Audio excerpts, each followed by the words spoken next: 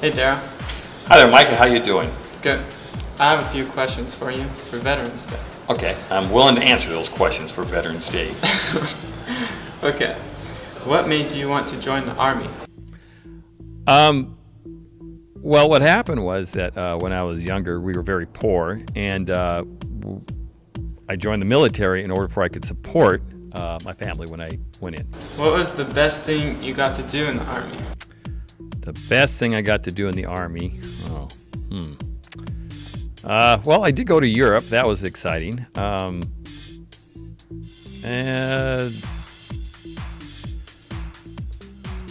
what's the best thing? God,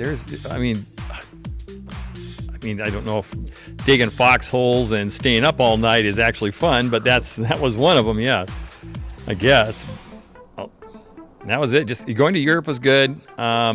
I met a lot of nice people there that were good people, and that was it. Should others think about joining the Army as a career?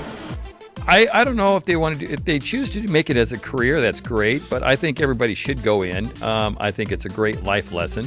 A lot of benefits can happen from that. Nowadays, they offer you guys all sorts of college incentives, bonuses. I never had any of that when I was in.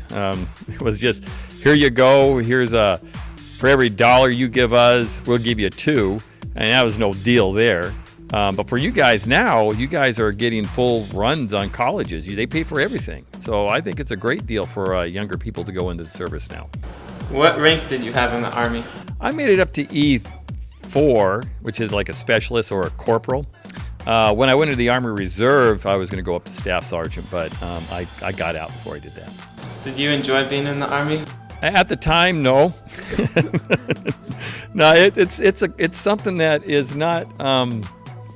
When you're in basic training, you ask yourself, what did I get myself into?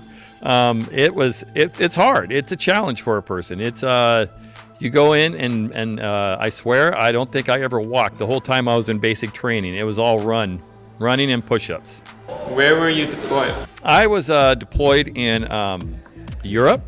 I went there for about 1.5 years, and then I went down to Fort Stewart, Georgia, which I have to tell you is probably the worst place in the world. It's in the middle of a swamp. Literally, there's alligators walking on the street, so we had to avoid the alligators, and you can't go swimming because they'll have little signs that show little alligator eyes looking at you, and they give you a big warning there, watch out for alligators. Were you ever in actual combat? No, I didn't see anything. Thank God. I didn't have to see any of that. I'm glad. Although I did see guys that have came back from the combat. And these were these poor guys. Back in the time that I was there, we invaded a little island called Grenada. And they sent the special forces there. And I was in Fort Georgia. That's where they have them stationed. And when I seen them come back, it was pretty rough. I mean, those poor guys, they lost a lot of guys there in helicopter crashes, and I felt for them. It was horrible. So yeah, I'm glad I didn't have to do it. Okay, let's go on the positive side. okay. Do you have any awesome or funny stories? Well, I have one that's pretty good. When I was stationed in Europe, I was attached to a nuclear missile unit, which really, it sucked. But so we were up on this on this hilltop where they stored all the nuclear weapons, and I was on guard duty, and we call them a roving guard. So I was by myself, and what I would do is that I would travel from one guard post to the next, making sure everybody's okay. And in this post, there was a lot of woods. So when I was walking through those woods, I heard a rustling noise, and there was reports of terrorists in the area. So I thought for sure that's what that was. So I was all gained up and ready to do it. I was ready for it. And all of a sudden, out of the darkness, because it was nighttime, this blob came charging at me and knocked me down. And I said, "What is going on here?" And it was this darn deer there beating the crap out of me. And so I was ready to surrender to the darn thing. I was done. I threw down my gun. I said, "I'm done. You get it. You win." But he ran off. And later on, I found out it happened to other guys too. And they had a name for that deer. It was called Bambo. This is kind of a weird story here. This is, believe this or not.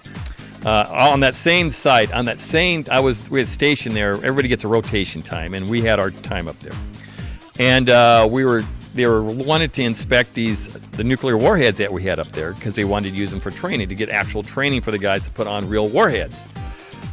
So what happened was, at the time, it was during the Cold War, and the Russians knew we were going to do it. I mean, they figured something was going on. See, well, what are these guys putting real warheads on their missiles for? Is this some type of, what are they planning? What are what's NATO doing? So there's a little bit of a heightened alert going on. So who knows? World War III could have started here.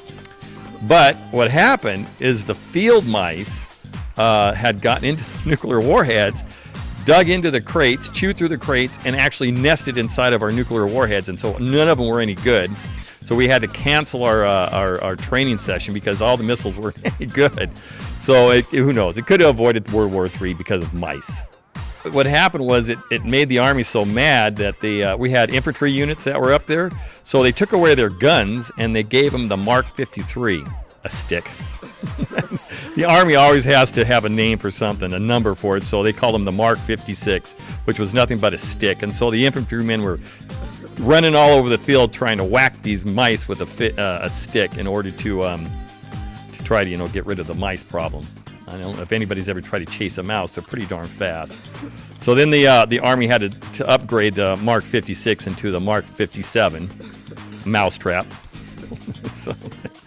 Okay, for your last question, what is one recommendation you would give someone for joining the Army? Well, I think it's a major growing point in their life. That way they can actually go out there and see the world instead of seeing it in front of the television set. You get to meet wonderful people of all races, all religions, and you have a growing. It makes you grow. Your mind is open to what's out there, and you get to go to places where you never thought you'd ever go. So to me, I would definitely recommend it. I believe it is something that is a positive thing. Thanks for your time, Darryl. Thank you, Micah, for having me. Have a nice day. You too.